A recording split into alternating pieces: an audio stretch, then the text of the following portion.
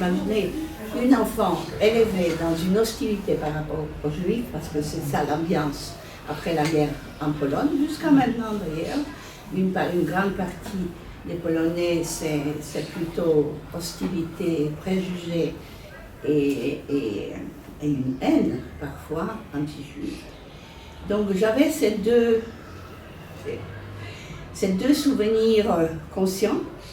D'une part, l'opinion des non-juifs par rapport à ce qui s'était passé et l'hostilité, parce qu'ils rendaient responsables les juifs de ce qui leur arrivait et qu'ils ont évidemment volé tous les biens des juifs et qu'il n'y en avait pratiquement plus de juifs dans les villes où moi j'ai été. Et quand il y en avait, ils ont essentiellement caché leur identité pour être tranquilles. Et ceux qui ne cachaient pas sont partis entre 45 et 50 ou en 56, où après ils ont été mis à la porte en 68. Donc quand moi j'ai vécu en Pologne, l'ambiance était, personne ne vivait une vie juive quelconque. Donc moi j'étais complètement ignorante, je ne savais que les choses négatives sur les juifs. Imaginez une jeune femme qui arrive dans une famille qui n'a connu que la mentalité juive, dans tout ce qu'elle a de moins éclairé, de moins cultivé. Il y avait un choc. Maintenant, une voisine qui avait un peu pitié de cette jeune femme qui arrivait et qui savait à peu près que j'étais une survivante d'un ghetto, puisque eux, ils ont dû dire ça, qu'elle a perdu toute sa famille. Donc elle avait un peu de pitié, donc elle m'a invité à un lunch, je ne sais plus si c'était. Ma fille m'a dit que je t'envoie mon.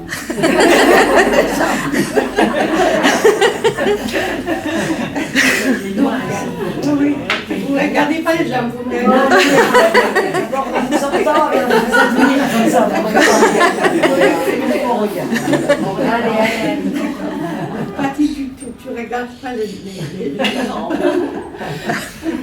Alors, donc, le deuxième miracle, j'arrive, c'était.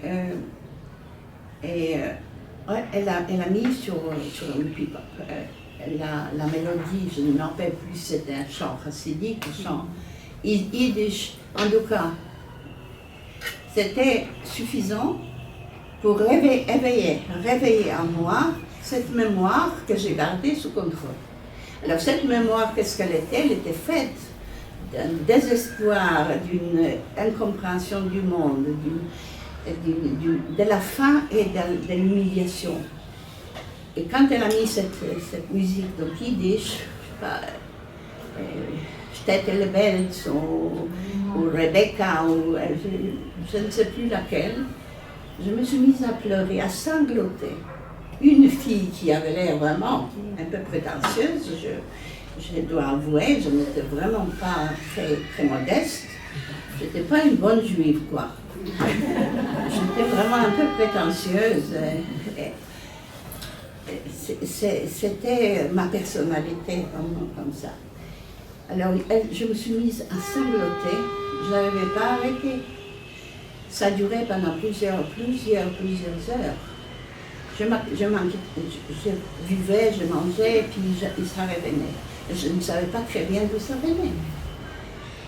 Et à un moment donné, elle a compris. Son cœur était bon.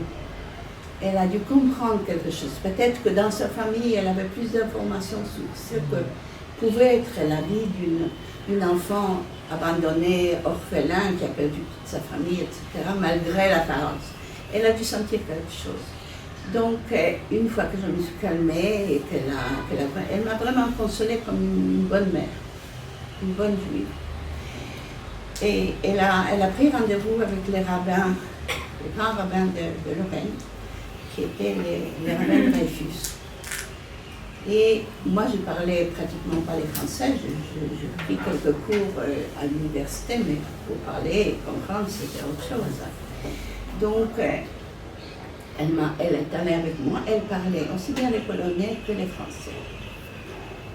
Donc, on est allé voir les rabbins Dreyfus, ça faisait déjà peut-être 3 semaines que j'étais à Metz. et que je ne savais pas, d'un côté on me disait tu ne peux pas retourner en Pologne chez les Goïs, hein, c'est pas possible. Moi je disais moi j'ai un Goï que je laissais en Pologne et que j'aime, c'est le père, c'est mon père adoptif, je l'ai laissé, je ne peux pas l'abandonner. Non, nous on veut pas un Goï ici chez nous. J'ai dit mais en fait c'est grâce à lui que je suis là. C'était ça la discussion avec ma Catchpes, avec ma grande-tante. Ok. Elle m'a donc présenté au rabbin Dreyfus, il a écouté et surtout, évidemment, il était impressionné par ce sanglot, par cette crise qui était un psychodrame vraiment que j'écrivais dans mon premier et deuxième livre et dans les troisième, je mentionne. Et lui, il essayait de me connaître un petit peu ma vie. Elle est traduisait, et je me dis, écoute, moi je dis, je ne peux pas, si je reste pour quelque temps, je veux bien apprendre le français, mais je ne pourrais pas abandonner mes études, j'étais en troisième année de droit déjà.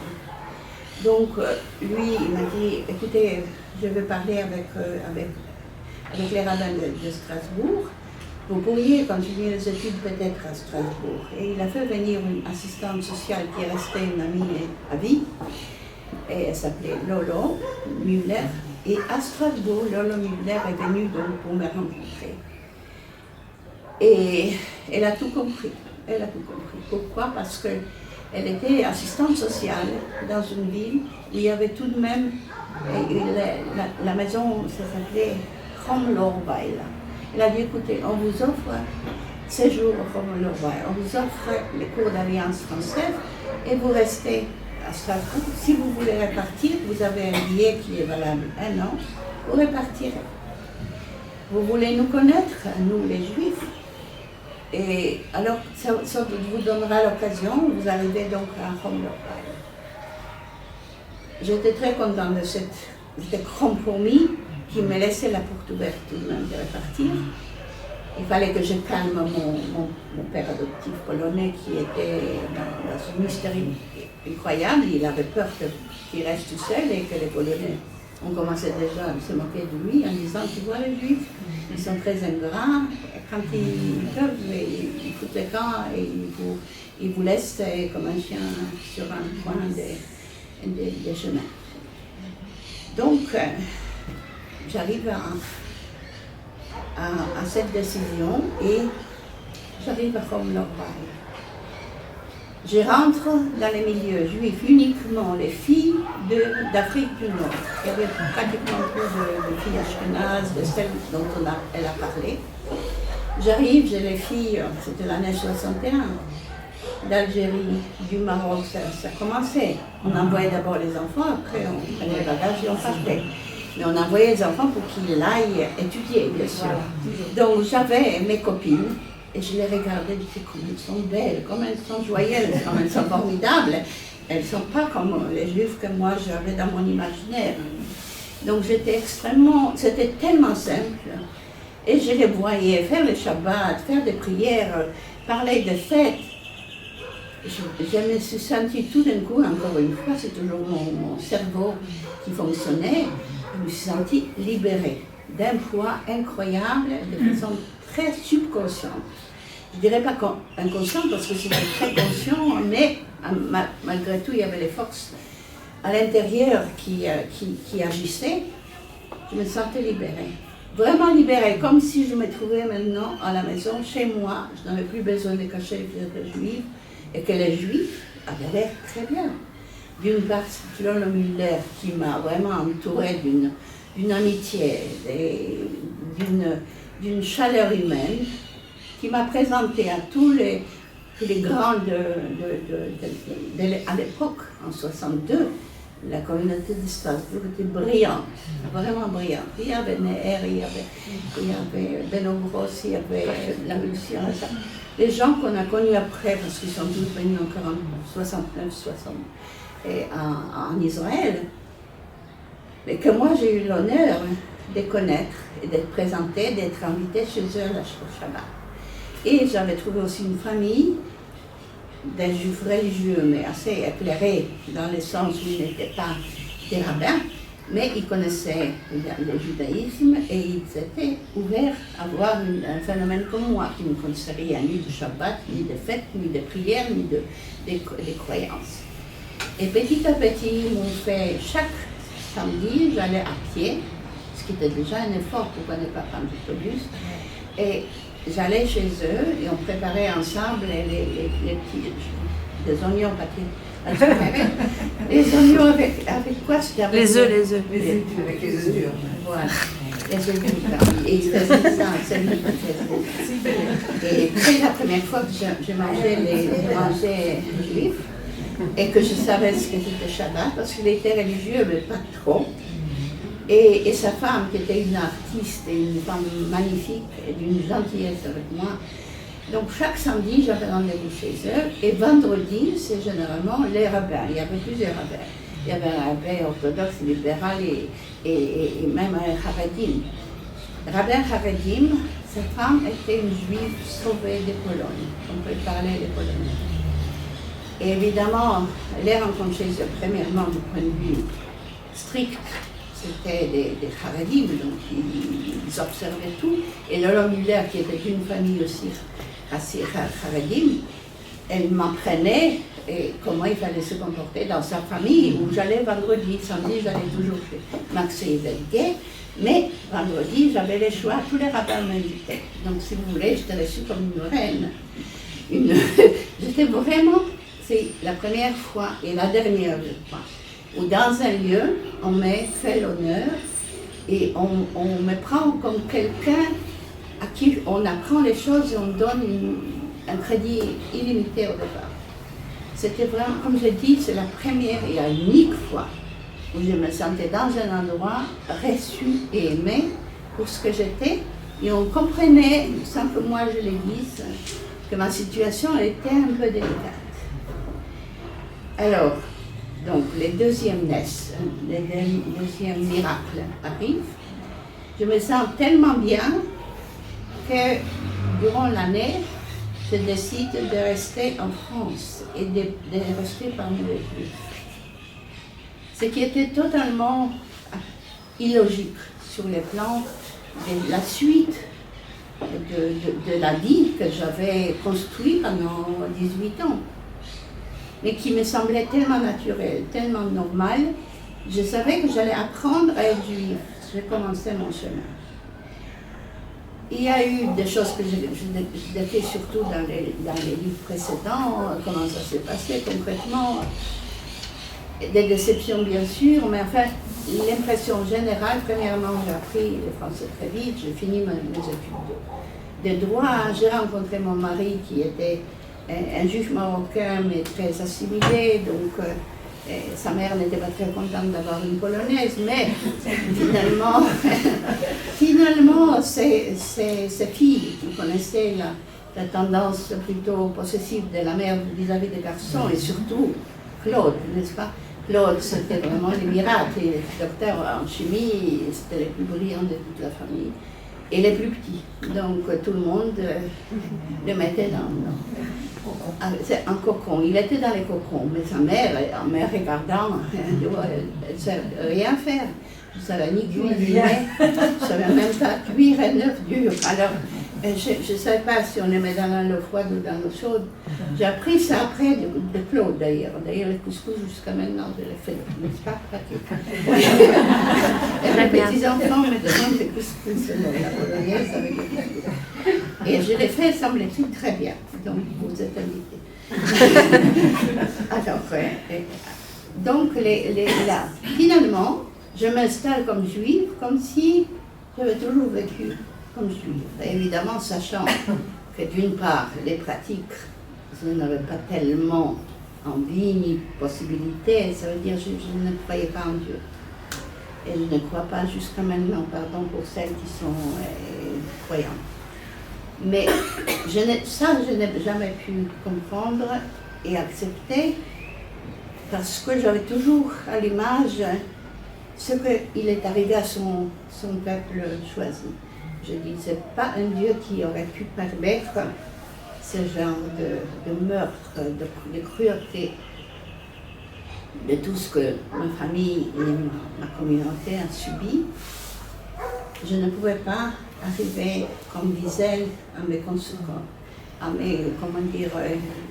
réconcilier parce que je n'avais pas aussi du passé comme lui, passé familial et croyances auparavant.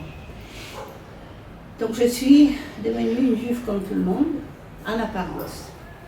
Maintenant, les choses que j'ai enregistrées, tout ce qu'on disait autour de moi, toute cette haine du juif, tout ce mépris du juif, tous ces mensonges, ils étaient là enregistrés en moi. Ça veut dire que je regardais les juifs malgré tout, avec une sorte de méfiance intérieure que je ne savais pas toujours, que c'est un préjugé qui s'est beaucoup inscrit dans mon psyché et qui n'était pas facile à enlever jusqu'à aujourd'hui. Hein. Je dois vous dire que j'ai encore des réactions parfois par rapport aux juifs, c'est-à-dire j'aimerais que tous les juifs soient idéaux, comme je les imagine. Tous étaient très vertueux, très intelligents, très gentils, très généreux. C'est que j'ai on est un peuple comme les autres. J'arrive ici, à la fin du livre, je me dis, bon, Israéliens, parce que là, arriver à juif, c'est bon, on peut être avec eux ou on ne peut pas, en France, au Canada, n'importe où, on peut se séparer plus ou moins, pas séparer, ne pas être dedans.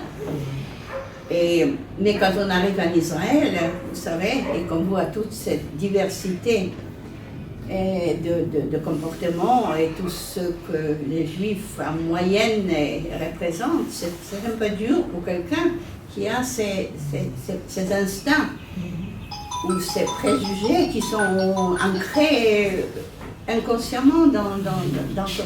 C'est très très difficile parce qu'on ne sait pas très bien.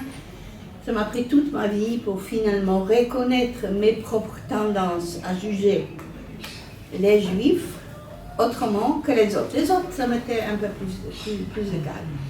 Mais pour les juifs, j'avais des exigences, comme d'ailleurs on a vis-à-vis d'Israël, vous savez, la critique antisioniste et anti-juive qui continue toujours à vouloir qu'on soit vraiment le peuple, pas nous, élus, c'est pas bien, comme pourquoi eux et pas nous, non.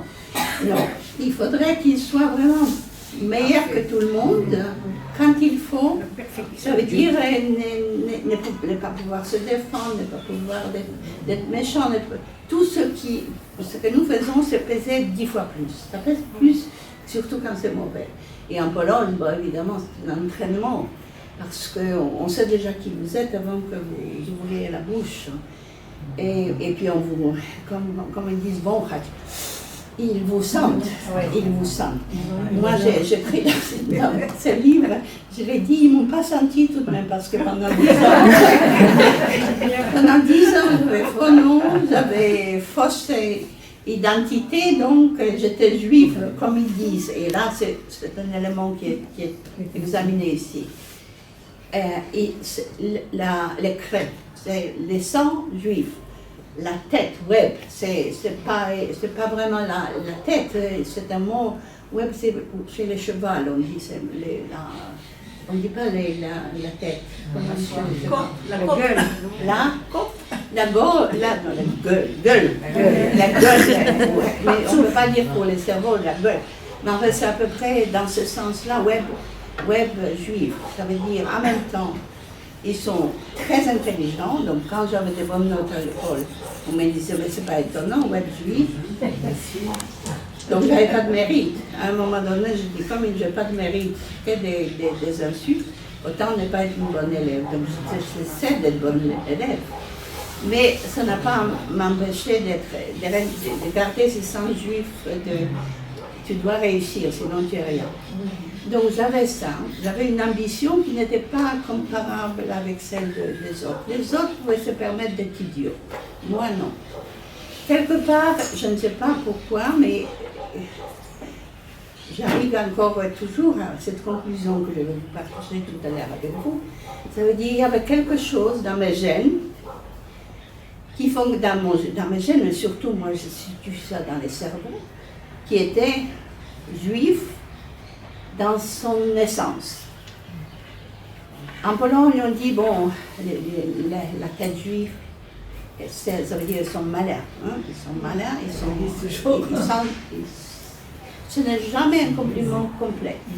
C'est toujours l'intelligence accompagnée d'une malice.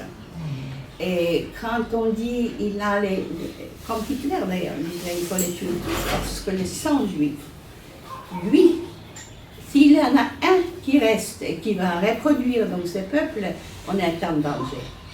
Donc les 100, on dit les 100, on dit les réactions juives et tout ça, mais quand on commence à dire que nous sommes tout de même différents, ah non, ne soyez pas racistes. Tout le monde est égal. Alors moi, quand j'arrive à 80 ans, après avoir lu je ne sais pas combien de milliers de pages, et dans tous les domaines, parce que la chutzpah juive, la tête juive, ne m'arrête jamais. C'est peut-être aussi la conséquence de ce miracle de la judaïté qui reste en moi, qui est une judaïté de survie. Et cette tête ne me permet jamais de dire, ça y est, je sais. Il y a quelque chose peut-être, donc c'est encore une pensée talmudique, comme on se dit, ouais, je n'ai jamais lu une seule page de la Bible, mais j'ai une façon d'être, et quand je regarde maintenant en arrière, j'ai toujours réclamé justice, pas seulement pour moi, pour tout le monde. Je me rappelle, on m'appelait l'avocat des causes perdues, quand j'avais 10 ans. Pourquoi l'avocat avocat des causes perdues. Et donc j'avais déjà ce raisonnement et cette rébellion contre les injustices. Je voulais les gens éthiques, moraux. Mais qui c'est qui s'occupe de ça jusqu'à maintenant? Quand je parle parfois de quelque chose, on me dit laisse tomber, qu'est-ce que ça te fait? Je dis comment ça me fait? Mais c'est très important. Mais quand il y a les enfants qui meurent, je sais pas, au Yémen ou en Syrie, pourquoi je m'excite? Mais ne regarde même pas pourquoi tu regardes la télé? Ne regarde pas. Mais moi, je ne peux pas. J'ai toujours cette essence, comme s'il y avait un corps, une sorte d'essence, que moi j'appelle maintenant, carrément, à 80 ans, je peux me permettre, on va plus, je ne cherche plus d'être à l'université ou d'avoir des médailles, des trucs. Ça y est, c'est derrière moi. D'ailleurs, je n'ai pas beaucoup de chance, j'écris des choses très désagréables. Donc, pas très, très politiquement correctes. Mes copines avec lesquelles j'ai lutté pour le féminisme il y a maintenant 50 ans, et ne sont plus les mêmes. Vraiment, ils ne pouvaient plus me supporter. Alors que j'ai vécu toute ma vie en affirmant mon indépendance, mon droit d'être prof, mon droit d'être docteur, mon droit d'occuper des positions très hautes. Je faisais ça naturellement. Tout le monde était, mais d'où est-ce qu'elle sort pour penser qu'elle se prend pour qui? Mais je ne me prends pour personne. Je travaille pour ça. J'ai des diplômes, je publie, je lis, je donne des cours qui sont... Non, jamais on a trouvé ça dans les années 60-70 normal. J'aurais dû savoir, comme me demandait ta grand-mère, à cuisiner, à offrir du thé à la belle-mère, de m'occuper des enfants, de cuisiner comme il faut. Je ne le faisais pas. Elle disait, elle râlait tout le temps en disant, on ne fait que lire. La paresseuse, elle ne fait que lire. Bon, heureusement que mon mari, et lui, quelque part, il a échappé à cette mentalité. Donc il était très content qu'il avait une femme intelligente, me donnait à lire à moi les travaux de très haut niveau en sciences, en chimie, parce qu'il écrivait, donc il voulait parler avec quelqu'un pour voir si ça a l'air logique, si les choses... Je dis, mais je ne connais rien en chimie, j'étais à l'école, au lycée. Mais il me donnait ça pour que je voie, il écrivait aussi, il corrigeait mes travaux dans le domaine de sociologie et du droit. Donc nous avions une coopération au niveau dans la maison, et puis pour les enfants, je pense qu'ils n'ont pas été maltraités. Vous voyez, je produis toujours des enfants. Et bon, en tout cas, je remplis ma fonction malgré le fait qu'en 68, j'étais déjà chercheur au CNRS, et qu'en 70, j'enseignais déjà à l'Université d'Ottawa parce que mon mari a voulu être professeur très tôt. Elle n'avait pas de poste en France, donc elle est allée à l'Université d'Ottawa pour commencer sa carrière de professeur et revenir en France déjà avec un bagage et un titre. Ce qui lui a réussi, évidemment, c'était un homme. Il était très doué et il disait toujours je ne peux plus doué que lui. C'était les seuls qui le disaient, mais quand je lui ai cru parce que ça m'a arrangé. Donc, deuxième miracle, on a dit je suis restée, je suis devenue juive en apparence, puisque ça n'était pas encore ni la cuisine, ni les fêtes, on a appris ça chez ta grand-mère, parce qu'elle faisait tout comme il faut. Elle venait tout de même de Casablanca, donc elle avait vraiment ça, et la nourriture, et ce qu'il faut faire, ce qu'il faut faire, oui. Et puis elle était française, attention, elle n'était pas marocaine. Ah. Bon, elle était naturalisée grâce à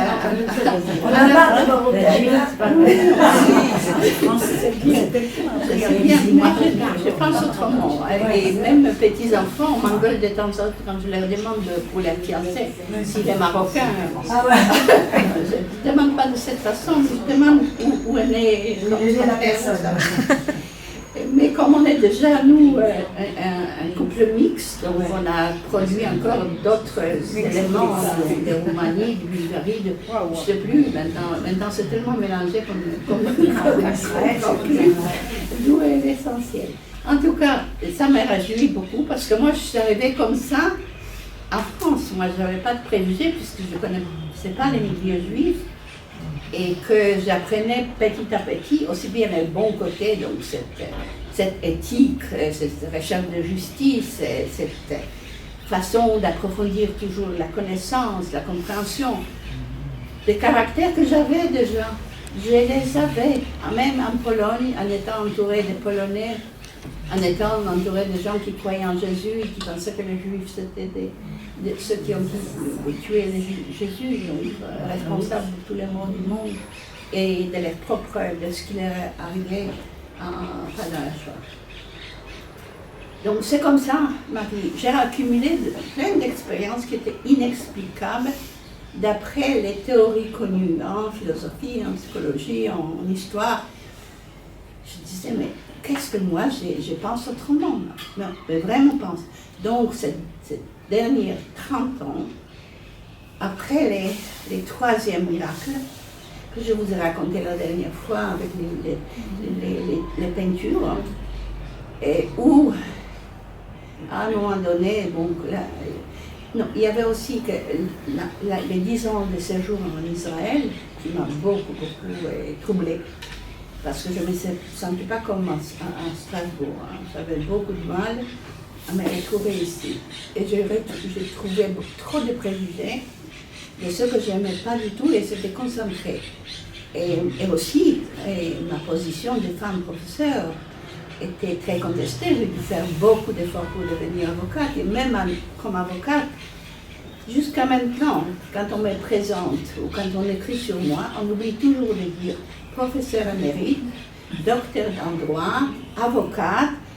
Ça n'existe pas. Même il y a un an ou il y a un an et demi, j'avais présenté à Chibolette une exposition sur les livres où j'ai raconté, comme je vous raconte, d'être un peu plus académique parce que c'était un milieu tout de même intellectuellement tous des professeurs. C'est lui qui m'a présenté, il a bégayé, c'est enregistré.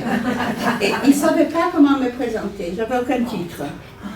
Et aussi, des réponses par la suite, c'était émouvant.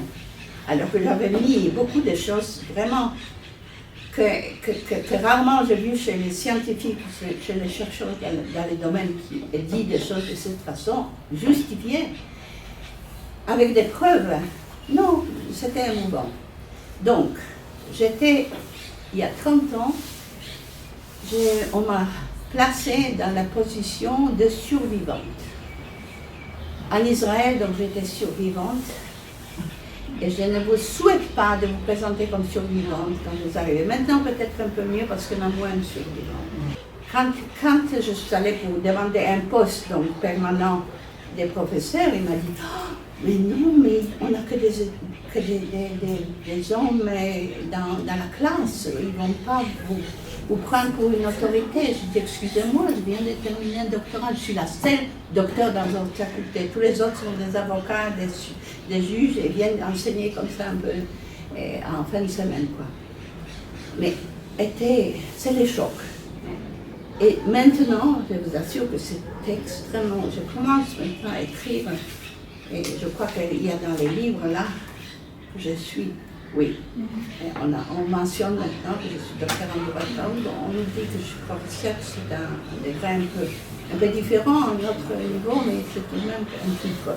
Moi, je ne vois pas un seul homme professeur à qui on ne s'adresse pas en Israël, un professeur quand on parle en public. Croyez-moi, ça ne m'est jamais arrivé. Et je ne le fais pas parce que je crains, à juste titre, qu'on va me prendre pour quelqu'un qui se vante ou qui ment. Et alors que ce n'est pas ni les mensonges, ni le vantardisme, c'est simplement une révolte contre une injustice qui n'a pas lieu d'être. Bon, donc, maintenant on va classer comme survivant. Pourtant, vous n'étiez pas séparable. Pardon? Vous n'étiez pas séparable. Si vous aviez été mais j'avais un Nobel Ezra.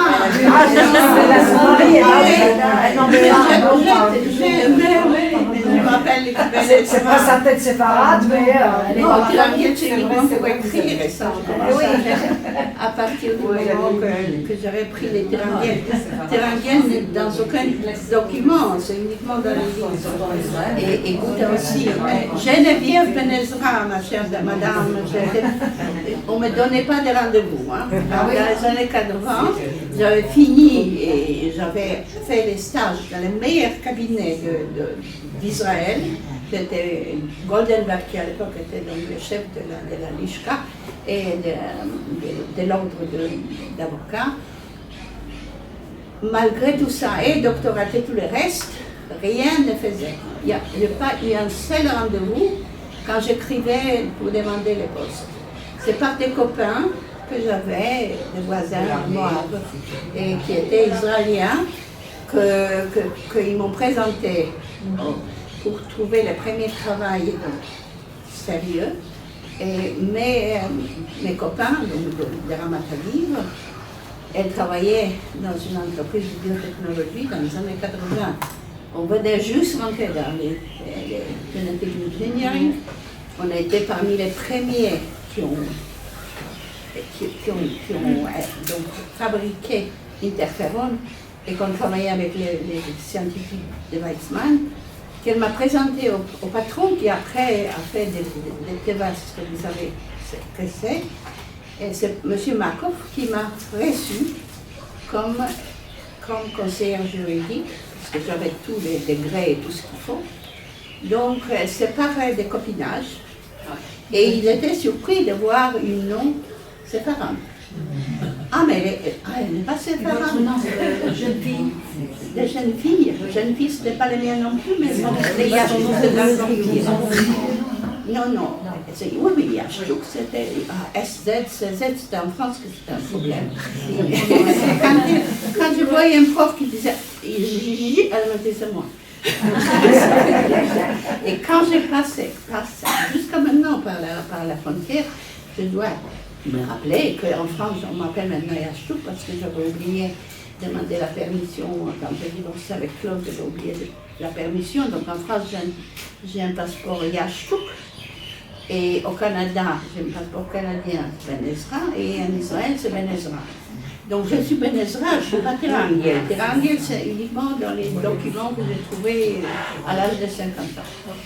Bien, écoutez, c'est une histoire très complexe. Mais maintenant, je voudrais tout de même arriver au sujet de toute cette vie un peu compliquée dans laquelle j'étais obligée de penser quelles étaient les raisons pourquoi je n'étais pas traitée justement comme j'aurais dû être, comme c'était mes copains masculins ou comme c'était vraiment injuste d'être traité de cette façon, compte tenu de ce que je fais comme effort pour avoir les diplômes, pour connaître les choses, pour j'étais toujours multilingue, pluridisciplinaire, et j'étais dans les lieux où il n'y avait que les Israéliens, ils connaissaient à peine l'anglais, moi je connaissais 5 langues.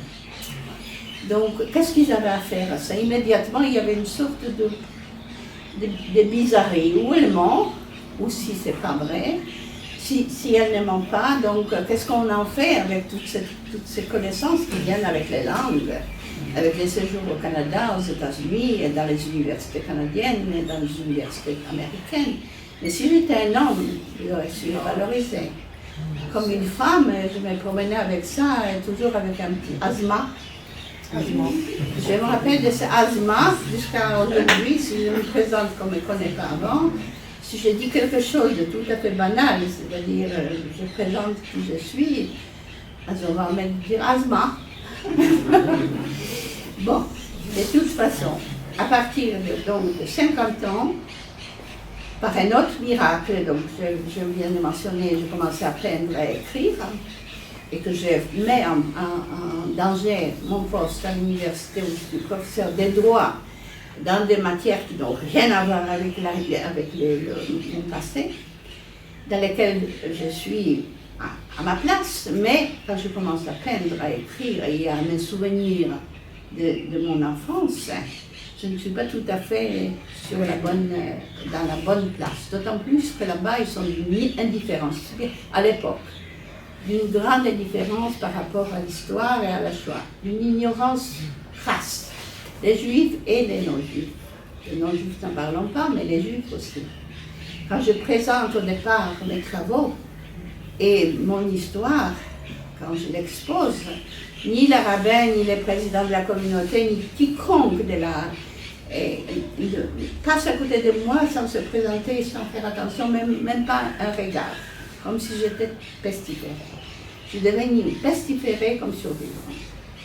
Et cette pestiférée est restée, je dirais presque jusqu'à maintenant.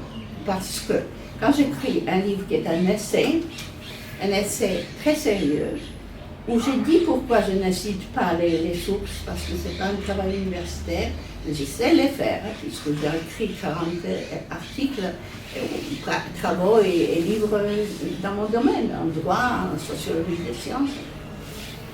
Non, et je ne vais pas faire un CV avant de venir voir les gens. Donc en principe, jusqu'à maintenant, si on fait une critique de mon livre, c'est toujours la critique Sipour. Et ça s'appelle la nous Sipour. Ça veut dire, qu'est-ce que c'est la Sipour pour une personne de 80 ans qui 78 ans était sortie du ghetto? Comment on vous a sauvé? Comment? Racontez en détail. Jusqu'à maintenant, n'est-ce pas Patricia? Ma fille me rappelle, aujourd'hui et demain, je vais être dans le J40 de Salon. N'oublie pas, tu racontes une histoire. Pourquoi? J'ai dit, moi je ne peux plus. Alors, comme je vous raconte aujourd'hui, c'est un peu comme ça. À gauche à droite, c'est pas vraiment quelle année et comment ça s'est passé dans le truc, et les parents l'écoutent, je vous raconte pas les détails. C'est écrit ici parce que je me suis rendu compte, dans le précédent livre, quand j'ai mentionné ces choses, elles n'étaient pas comprises.